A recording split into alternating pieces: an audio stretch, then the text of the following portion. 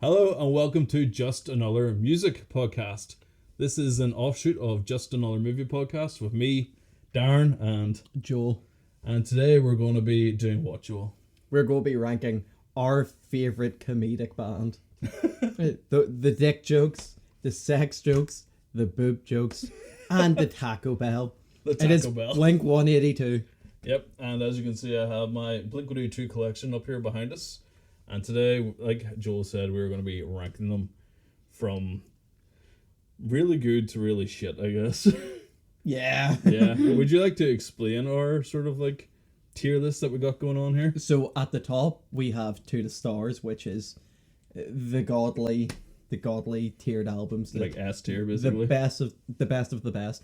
Then, in place of the A tier, we have Up All Night to This Banger, because that's what we're going to do. At C, we've got Feeling This. You know, you're feeling it. You're feeling it, yeah. It's good. It's good. Aliens exist, but should this album?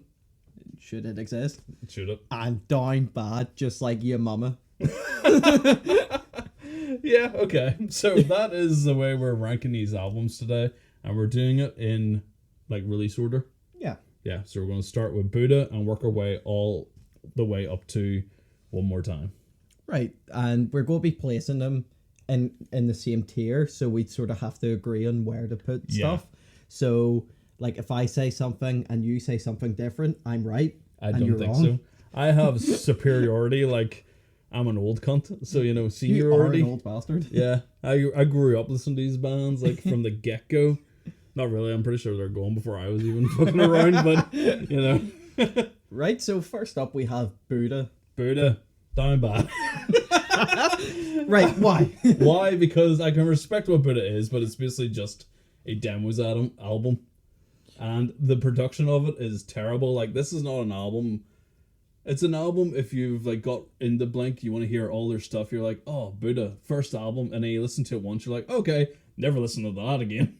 100%, because I feel like, though, where the only positivity is, you could see inklings and tidbits, but any song that's repeated is just so much better on the next album. Yeah, because the production values just went way up. Mm-hmm. So I would never go out of my way to purposely listen to Buddha again. Yeah, 100%. So for that reason, I was sticking in Down Bad. So it is Down Bad. Yep. So I think that was a pretty quick one. So next up is Cheshire Cat. What do you think about this one? Mid. Right. To give you context, like I'm used to obviously more production heavy Blink given my youthful age. And the issue I face with it just feels raw to me. So like again there's I thought you liked it raw. But you've got great songs like Eminem's, but like I hear like live videos, it just sounds so much better live. Which they've got better playing it. Yeah, but like in general though, I don't look at like, I don't know, Dumpweed and think it's better live. Okay. Yeah, but so I just think it's really raw. So I would sort of like cater, I don't know, towards like B and C. I get that, so do.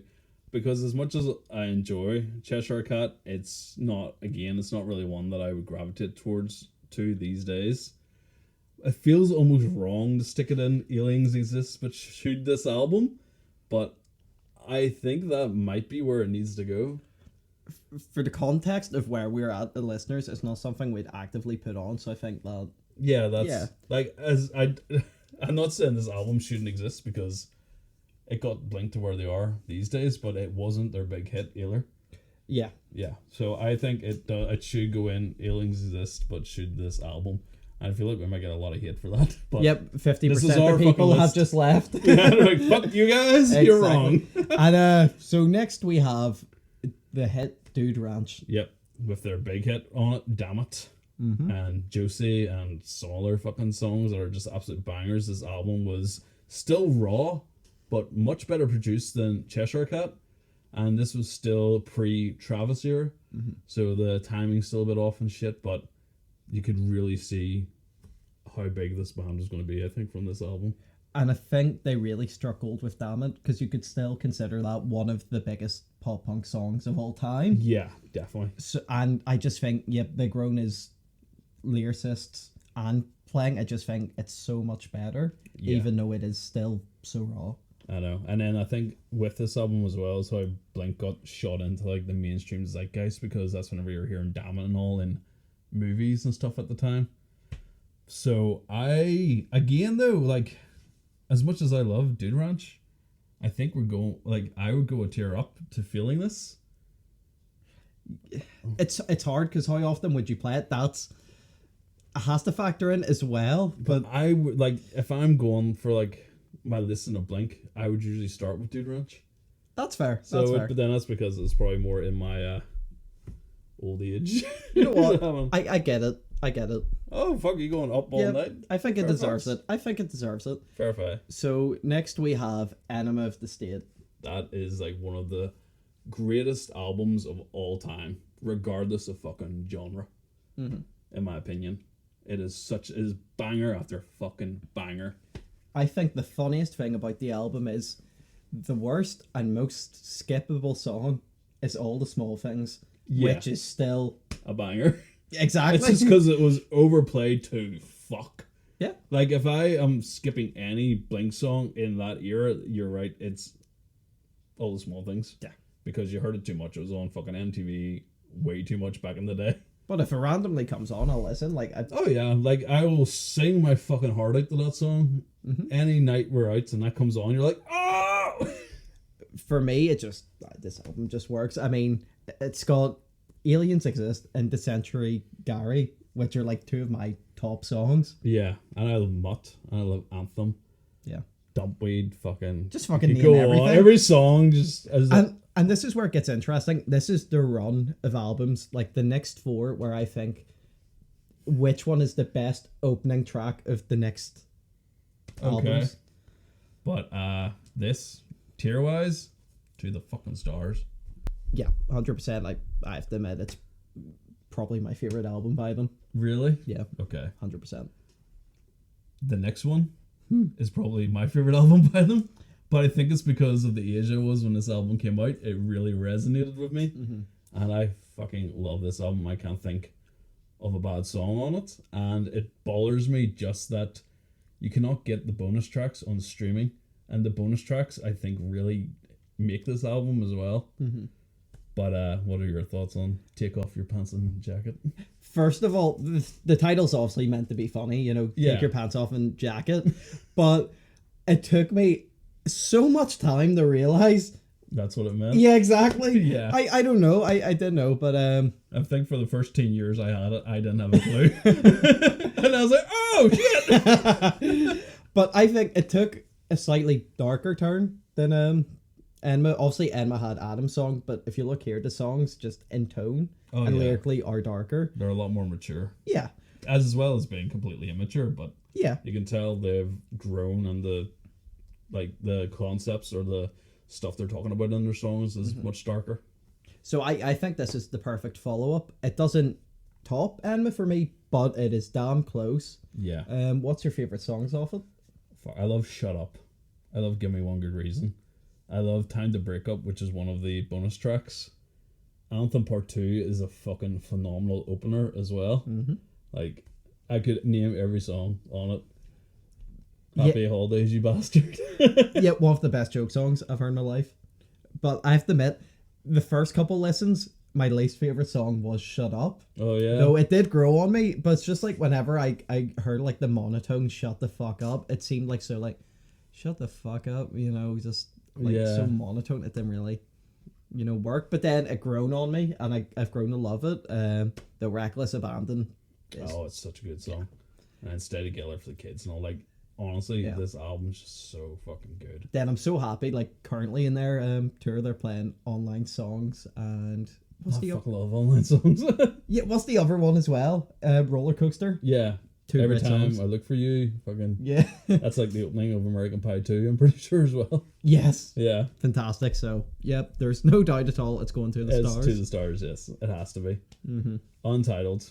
That's the thing, like, I know you listened to Blink later than I did, because I was born whenever these albums were coming out. I was growing up with these albums. Whenever Untitled came out, you were like growing with the band as a person.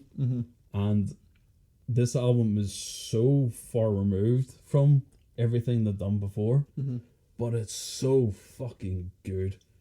And it takes so many different musical turns in the album. And I remember first sort of listening to it, because whenever the single came out, it was Feeling This. And it sounded like old Blink, really, but just a little bit more.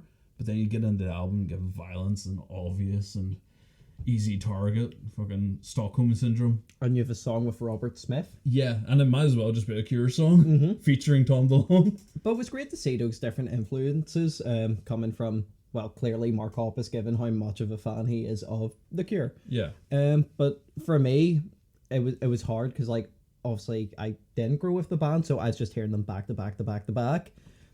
It took me a couple times adjusting to the album, despite the fact like everyone knew like I Miss You and like stuff like that. But big hits from it and Down and all. But it was just like such a sharp turn. Like it gave me whiplash in a way. Right, okay. But again, the more I've listened to it, the more I sort of understand and grown with it. Though I still don't like, I can't put it on the same level of enjoyment as I do at the moment with Enema and Take Your Pants Off and Jacket. But I would feel wrong putting it on the same tier as Dude Ranch. Yeah. To me, it's S tier just because of where it holds in my heart. Like, I think that 3 album run, especially, is just fucking amazing. I can't fault it. If I had an A star tier here, that's where it would go. if that was possible. But I sort of have to agree. And obviously it was the last one with Jerry Finn, which you feel going forward with the production. But we'll move on to Neighborhoods. Neighborhoods. That's how do you like to describe Neighborhoods? Probably their most underrated album. Just an underrated masterpiece, if you will. But so you were there when Blink split. Well, not in the room, but you know, you were aware of it. It's like, no guys, let's stay together, please. Yeah. Stay together for the kids. That's me. So how did it feel when they split up, and how did it feel when they came back then with this? Whenever they split, it was fine at the time, because I think before that as well, was it before Untitled we got Boxcar Racer? I think it was during that or before that. That was a really great album, and then it was after Untitled that we got Plus 44, which was sick. And to be honest, at that point I thought they've went out with a banger of an album. What's going to happen next? It wasn't like the big drama at the time, but then whenever you heard rumbles of them getting back together, the excitement built, and then it built because it took a while for this album to come out. And then whenever it did, I'm not going to lie, the first time I listened to it, I was quite disappointed, because I wasn't a massive fan of Angels and Airwaves at the time, and you can really see the Angels and Airwaves impact that's on this album with the intros and the way Tom likes to have production in his songs and stuff. You know, you can really feel that in this album. But the more I listen to it, the more I really enjoy this album. Again, it's a bit of a bummer because I only own the standard edition, not the deluxe edition, and it's a album that really relies on the deluxe edition, in my opinion, because those extra songs are really good.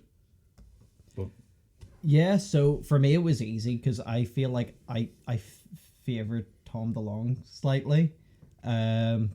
So it's hard because I do love the album so much. First of all, I will agree with your point on the long openings. Like, they're just so extended, but I think they work here. With some Angel songs, they don't. yeah, Like, if I listen to Snake Charmer, I just think it builds up the song perfectly for it to sort of, like, mellow into it. yeah, kind of. I know what you mean. But, like, I can't even think of a bad song off here. Like, first of all, you have the opening Ghost on the Dance Floor. Yeah. It's like, you hear that guitar riff, then the drums, it's masterful. But you also have, like, Wishing Well, which is a great song. Oh, it's such a good song. Snake Charmer, then, like, MEH, blah, blah, blah, blah, blah, blah, blah. 418, 2011. Kaleidoscope, like, Oh, Kaleidoscope. Yeah. even if she falls, it's, like, for me, it's just not great. I was looking there because there was a song that I remembered really not liking back in the day, and I can't remember what one it is now because I genuinely like all the songs on it. Yeah. But I remember whenever it first came out, there was one song I was like, I hate this fucking song. But obviously, over time, it's just grown on me, and now I can't even remember what one it was. So I know where I would put it, but I don't know we're agreeing on it. I don't think we're agreeing on it. I would put it below the other three, like, because I just think that's where it stands. But I know you have a fucking hard on for it, so. Well, I mean. Where's my magnifying glass? You bastard. He's got a vagina. A mangina. Get it right. You've got I'm both. old Greg. You're like one of those hermaphrodites. Hermaphrodites. I was about to say ambidextrous. Was the right thing? He could wank with both hands. Like milking a cow. Just got 2 of them. So you're gonna make me put it on fucking A, aren't you? That's where I would stick it. Like, I hate you so much. good boy. Officer, it's this one. It's alright, you're legal. Alright, so next up we have. We're gonna skim over that. Next up we have an EP. Yes, Dogs Eating Dogs, the follow-up to Neighborhoods. Yeah. And you can tell it's the fucking follow-up to Neighborhoods because it's it really it follows that same style. Although it did come out a good chunk after, because it was like this weird in-between time where you thought, are we going to get more Blink music? Mm-hmm. We got this, and then it was silence. See, because it's funny with the first break, obviously you'll have experienced more, but in the audiobook for Mark Hoppus, he stated how they were more silent on the Tom stuff because they didn't want to, like, sort of disrespect or step on people's toes. But with the break between Neighborhoods, the when Tom rejoined with One More Time, it was more out in the open. Exactly what went down sort of stuff, But it wasn't, like, that bad in terms of, like, you know, this guy's a chode. In terms of drama, it wasn't, like, top fucking tier news shit. Yeah, but it was out there. But before that, as you mentioned, Dogs Eating Dogs. Yeah, it's just sort of like an extension. Just fine. Like, I never really go out of my way to listen to the music on this album. Yeah. Dogs Eating Dogs is a grand tune. What's the one that has the fucking rapper on it? Because that bothers me. I like the song until he comes into it, and then I'm like, oh, this is fucking shit now. I think the perfect way to put it is, you said how the deluxe songs on Neighborhoods makes it. Yeah.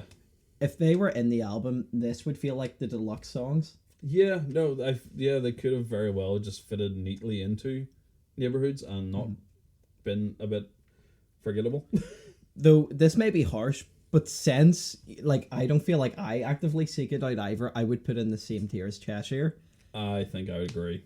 Or Cheshire, or whatever you want to say. Yeah. Would you put in front or behind it? I would put it behind it. Behind it? Yeah. Yeah. Yeah, I get that.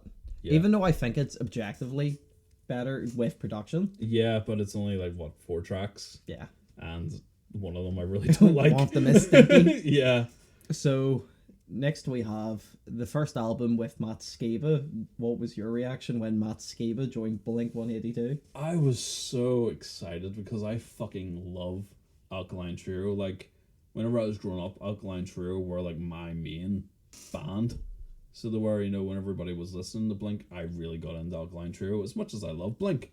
But, you know, trying to be a little bit more fucking edgier, thinking you're cool and all, you'd be like, Blink, Alkaline Trio, that's who you should be listening to. You dirty traitor. Hello. Such a fucking poser. But I had such high hopes for it, and then the album came out, and I really, really wanted to enjoy it. And I did try my best to fool myself into thinking I enjoyed it. What did you think hearing it? Yeah. See, I had no contextual knowledge of Alkaline Trio other than they're a band that exists. Yeah.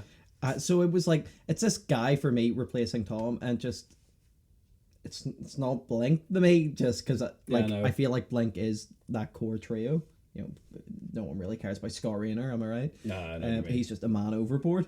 But nice. But I know, it's just, there is some decent songs I would listen to. Like, I think Sober's a fun tune.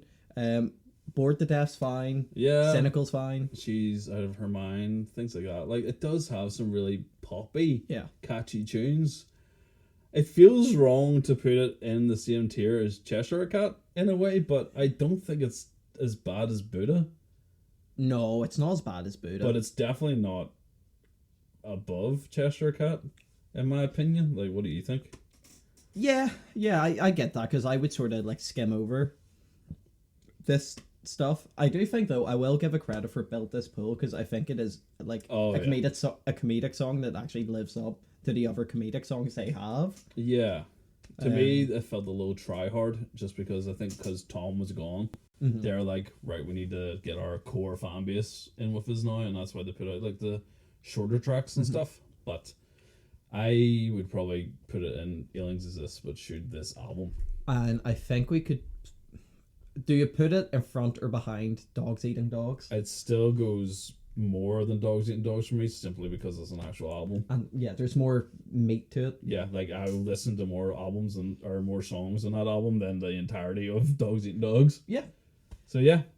But then we come to the deluxe edition of California, which honestly could have been an album of its own, or they could have replaced some songs and changed it up a bit, because this was like a whole entirely different album. Yeah, it just completely was a different tone. I think it was some like contractual stuff that brought this around. Don't ask me to elaborate, because like I can't remember. Yeah, I know, because I've spoke before how I really dislike deluxe editions of albums. I feel like if you're going to release an album, release it as intended.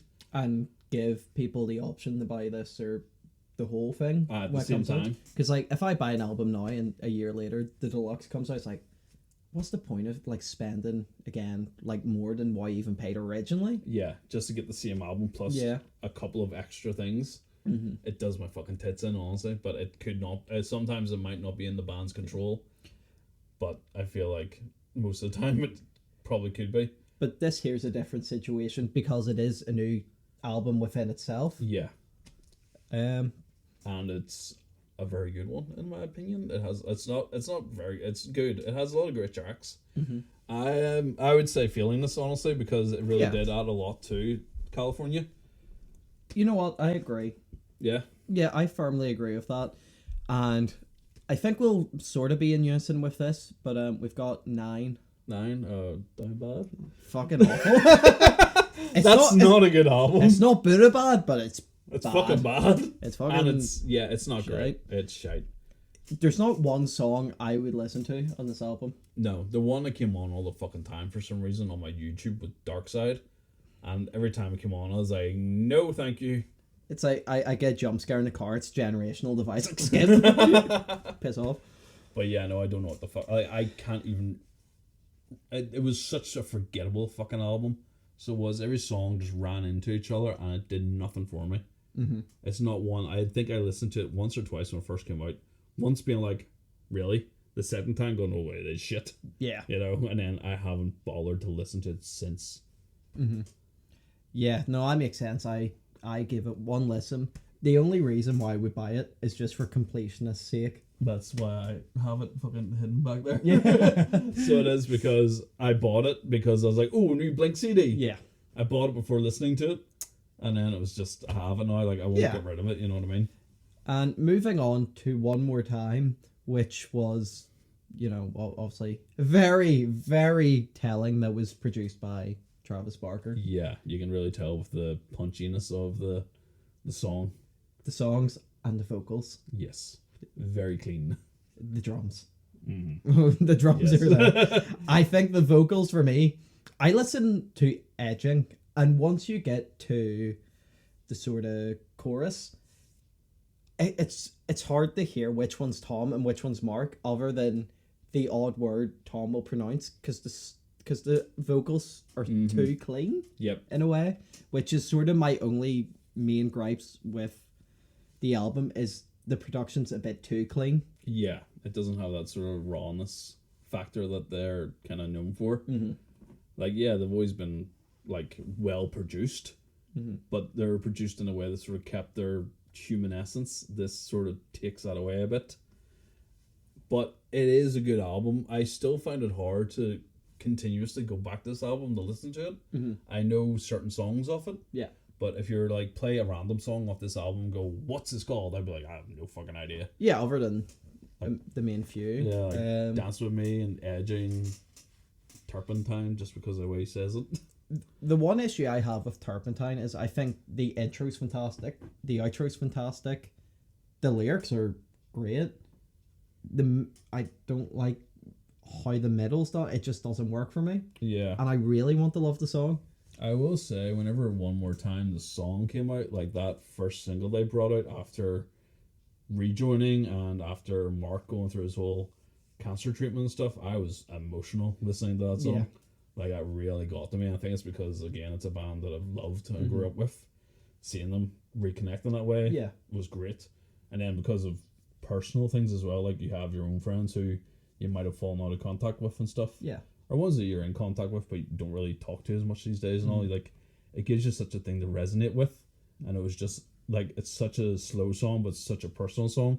It was a great one for them to come back with. See, it's interesting because your main takeaway is just this beautiful point about friendship and hardship and a beautiful song. I'm going to take away Edging because it's a funny sex joke.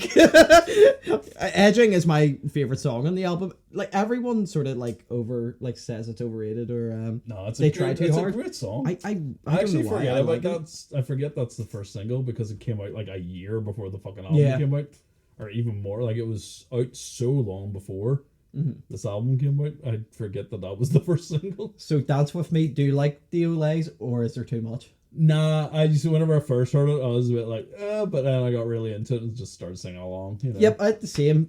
I had to grow into it. Yeah. It was like the na na na na on.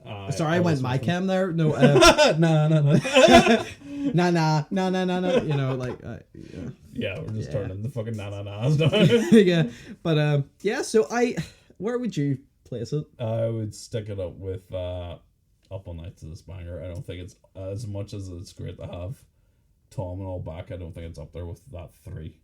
Yeah. In my opinion. Where in the tier? Where? In between. I would stick it right slap bang in the middle. Because if I'm going out of my way, I will listen to Neighborhoods over One More Time. I believe in Neighborhood supremacy. It is a good album. I can't take that away. Yeah. But I am very happy with how this is. I feel like if it was up to you, you'd have Neighborhoods stuck up the top there. Like, what do you think of the balance? It looks quite well. Obviously, there's quite a lot of sort of what seems to be meh. Then obviously the 2 shit ones. Yeah. But you could put that down to obviously what happened later. Exactly. There's context that came into our decisions, and I think we've done quite well for our wee tier list. Yeah. Yeah. So this is the Blink-182 tier list. This is our first music video. Tell us what you thought. Tell us what was good and what was shit. Yeah. Tell us your fucking tier list. Yeah, and we'll bully you for it. I feel like we're going to be the ones getting bullied. As long as they like Neighborhoods. But any other artist you want to like listen to and rank, let us know. That's pretty much it. Yeah, so if you want to watch our film reviews or watch us talk about music or just want to, I don't know, do anything, check us out. Yep. YouTube, Spotify, TikTok, Instagram. Yep, we're just another podcast. Bye.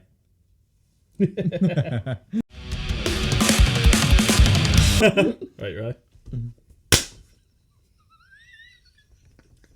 I didn't expect us both to do that. Okay.